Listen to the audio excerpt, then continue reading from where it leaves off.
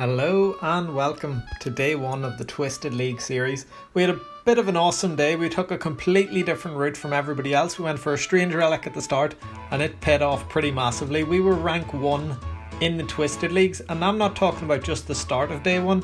We were rank 1 pretty much all day until we logged out, and the funny thing is we weren't even putting in that much effort. There's loads of mistakes you'll see here in the clips where we went completely wrong, but if you want a bit of a good guide on how to get ahead of the game day 1 for the next leagues or even for the rest of this leagues, these clips might come in useful for some of you guys. So yeah, I hope you enjoy the video. And if any of you haven't tried out leagues yet, highly recommend doing so. There's already 47,000 accounts created and it's only day 1. JetX have done a really awesome job with it, so definitely check it out. It's a load of fun, loads of people playing it. There were so many people trying to log in on release that the game completely crashed. I couldn't get in for the first 4 or 5 minutes, and when I finally got in, everything in the server was just completely broken. It was all lagging really hard. I've never seen so many people in one spot in the game. Look at the amount of them just running over here.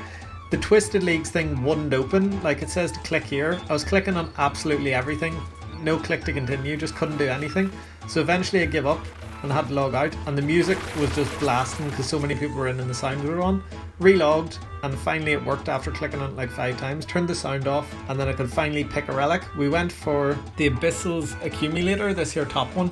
There is 3, and the Endless Endurance was really tempting. Pretty much every big streamer, Boaty, Alfie, Sick Nerd, all them lads, along with loads and loads of other players, went for the Unlimited run. It does look pretty good, but I was thinking running's not that important. Most of the training will be done in one spot. Once you get to raids, it'll be quite nice, but there is that pool halfway through a raid that gives you extra run energy, and it's 5 times XP rates. You are going to get high agility. I know you can only train it through barb fishing, but the Abyssal Accumulator early on is just insane. Any kind of spell, not just combat spells. So if you're doing superheating for smithing XP, it saves 85% of your runes. If you're doing alchemy to make money, 85% of your nats get saved. It's just insane for making money, for training magic, mental, you don't need many runes at all, and for training range, it's just awesome. You just don't need much ammo at all to get really high level. And we'll be doing a kind of a range based slayer path at the start. So started things off, and right beside Karen Center was just crazy. There were so many people that it was pretty laggy. But anyway, we smashed out level 10 thieving, give us a wee bit of money and thieving levels for later on, which is good. I wouldn't recommend training thieving straight away, just because there's so many people it's laggy. It's good to get away from the center. I headed over to the mine, which was even worse. Loads and loads of people were trying to mine the ores. It was really inefficient because there was no ores to mine. I'd highly recommend leaving this one till day 2 as well. But what I found here, this mine is really good because there's a few NPCs that spawn beside the mine, and the way mining works, you only get a chance of getting an ore every 3 ticks. So if you click on the ore and you don't instantly get one, you know you're not going to get one for another 1.2 seconds. So you can cast a spell on any NPC around you, or you can hit them with range or even melee. You can train without losing any mining efficiency whilst mining. So you can do it with woodcutting, you can do it with any other skill actually. A lot of people try to manipulate ticks where you can speed up the ticks by doing weird cancellation stuff. You ever see Whoops does that thing where you can 3-tick fishing, 3-tick mining, all that kind of thing. It does make you get a bit more XP per hour and it makes you a wee bit faster, but it's much more efficient to not tick manipulate that way and instead use tick manipulation to train a different skill at the same time, whether that be range, mage, attack, strength, defense, anything like that, because then you're getting hit points XP, you're just getting a lot more levels in. Sorry for the big rant, I just thought it's important to explain how I got to be rank 1 all day. You can kind of decide for yourselves what you think's better. You can 2 or 3 tick manipulate one skill, the way all those big streamers do, or you can use tick manipulation to actually train multiple skills at one time. Anyway, back to our route. So what we wanted to do was get a load of bronze bars made so we can make a load of bronze knives. Loads of people were going down the route of making arrow shafts and headless arrows, then making their own arrows. But what I found was it's really hard to get feathers early on Zaya. So in Twisted Leagues, making your own arrows, although it'll give you much more XP, much more fletching and all, it's just much slower, and we wanted to get range out of the way really early on. I'm just leaving those clips playing in the background. So we headed over. Whilst we're running, we're always looking for stuff to cast spells on or to attack with range. But anyway, we made our way over to Lovacane, smelted all our ores into bars, and then we made 80 bronze knives. But that isn't really 80, because we save 85% of them. That actually counts as 600, because we'll be able to use them that much, So we found this rat, and rats are a really good thing to train on. They drop a cookable food source that you can cook at level 1, so you can get early level cooking out of the way. They're really low range defense, so you just hit on them pretty much constant. And there's a bat here as well, and there's a safe spot. It's right beside where you make the arrows, but it's also quite a secluded part of Zaya where nobody really comes. So we sat here and trained up a few range levels, and then we went up and got a Slayer task, and we actually got crabs as the Slayer task. These are the best training spot in the game, as many as know, but this here spot in particular is brilliant early level. You can train up, or heal up, sorry, in these monks. You just say, can you heal me, I'm injured. Heal on them. Now do you see these two dead trees? They're what makes this spot truly broken. Have a look at this.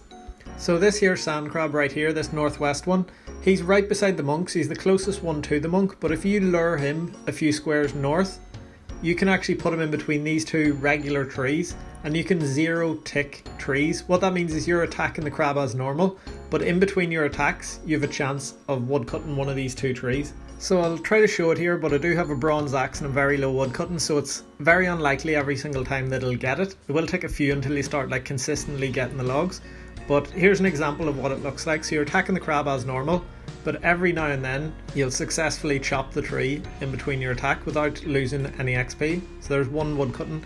And the thing is, getting woodcutting up from a low level is very slow. It'll take you about half an hour. So I basically saved half an hour here just by training woodcutting in between the thing. And because it's free and you get the logs, it means I can also get ahead of people on fire making, fletching, things like that, whilst training up my stats. My stats have been flying up at the crabs, and we're already level 9 woodcutting. But I've done this for the full task, like 17 more crabs, and we got all the way up to like 15 woodcutting, which means we can skip all the regular logs and move straight on to oaks, which is pretty awesome. So here's one more example of what it should look like.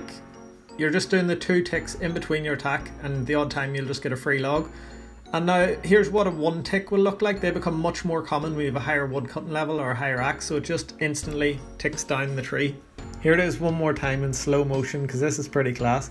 1 tick woodcutting, instantly get it, back attacking the crab without losing any attacks. You can do that later on higher up trees, you get loads of XP. Once we hit 30 attack and we were getting near the end of the task, some of the boys in the clan chat, join the clan chat by the way if you want, it's getting pretty big, was telling us if we relog, we'll be rank 1, which is pretty cool. So we're rank 1 at 300, rank 1 at 310, and then every time I checked the high scores throughout the day, we were consistently above the total, because it only updates when you relog. But we were rank 1 for the rest of the day, pretty much, or above rank 1 if you know what I mean. Anyway, we finished our task, head up to Hesidius, and we were looking for a knife for ages. We checked the general store, we were asking around. Eventually this boy showed pity on us. If you need a knife in Twisted Leagues, you can buy one here, or you can get one in the crate in Wintertodd. So massive shout out to that boy for showing me where it was, because I was looking for ages and just couldn't find one. So we're going to train a bit of fletching up, but while I'm here in Hesidius, I want to show you an insane training spot. Have a look at this. So this just on the north side of Hesidius, there's these guards, and have a look at their drop table, this range one. So only the range guard, he drops a load of arrows, a load of runes, like good runes, bloods, gnats, stuff like that. If you have the thing that keeps 85% of your runes, it's really strong. But he's also right beside an oak tree, so have a look at what you can do here. If you lure any of these guards over to the oak tree, or if you're using knives where you can attack from a distance, you can 1 tick both the tree and the guard, and you're doing both exactly 1 tick apart, so you're training range and woodcutting at the exact same time.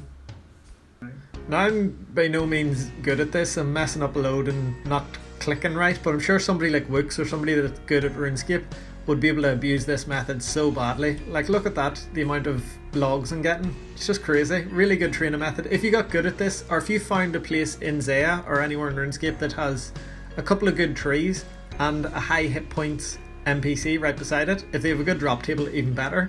You could train woodcutting whilst training any combat skill. It'd be pretty awesome. They actually drop clue scrolls as well. It is pretty rare, 1 in 128, but if you got the other like relic later on, treasure seeker, you can change that drop rate to 1 in 10 and make them stackable. So yeah, pretty awesome place. I'm sure there's loads of places like this around Zaya though that are as good.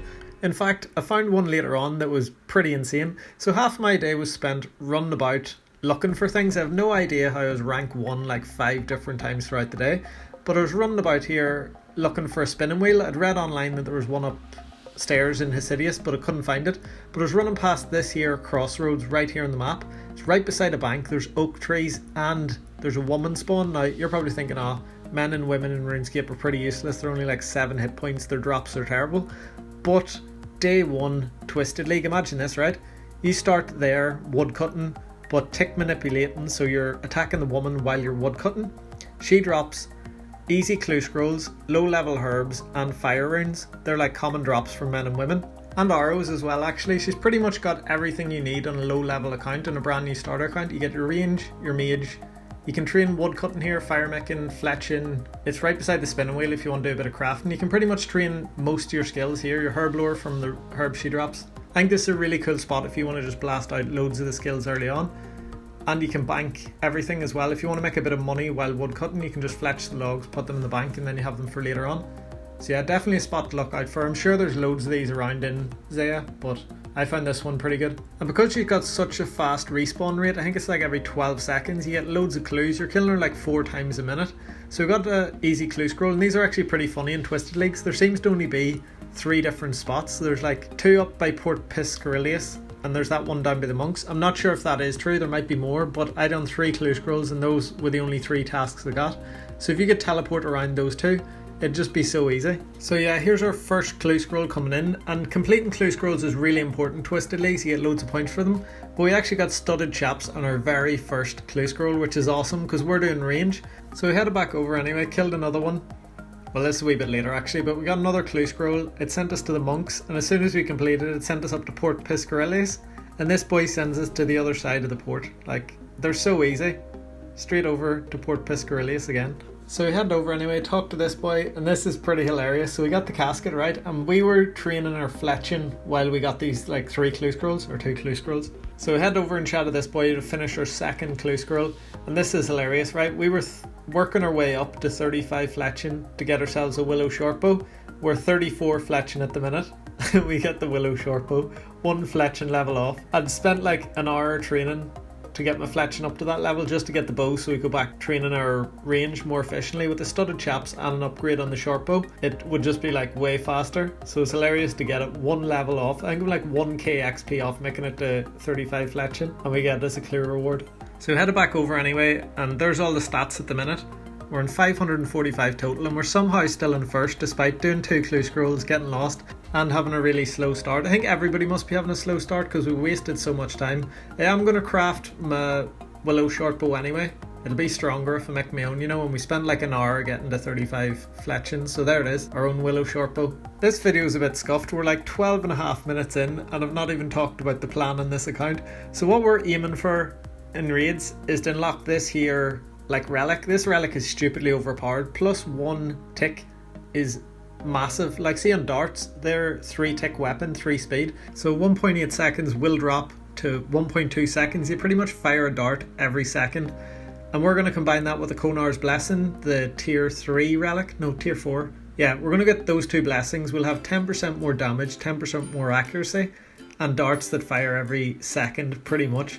It's just going to be like a machine gun. We're going to rip through raids in no time. We do have to get a dragon dart drop, you know. I don't know if we'll get that from maybe dragon implings if we can find them, or else it'll just make them. I'll train the fletching up. But yeah, I think that'll be pretty awesome. And with our ammo save, it's just going to be class. We're not going to use much darts at all.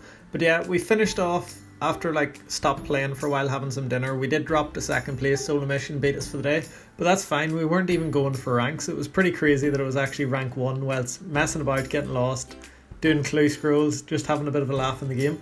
But pretty awesome as well, considering how many players actually got involved in the Twisted Leagues. There's over 50,000 accounts created now when I'm finished editing this. But yeah, thank you all so much for watching. I think the layout of this one's a bit weird, but I'm looking forward to the next one. I'm looking forward to actually getting into raids. I think it'll be a pretty cool series. Hope you've enjoyed anyway, or at least learned something in the video.